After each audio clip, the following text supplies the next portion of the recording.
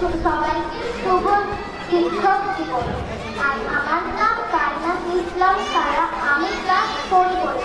আমি শিক্ষক জীবন উপলক্ষে আজকে কিছু বক্তব্য দেব।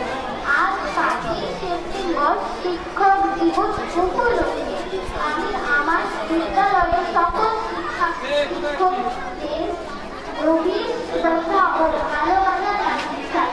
আপনারা আমাদের শিক্ষাগুরু, শিক্ষার আলো ছড়িয়ে দিয়ে আমাদের ধন্য করে সঠিক নির্দেশ ও ভালোবাসার পরশ দিয়ে আমাদের সংগ্রাম সংগ্রাম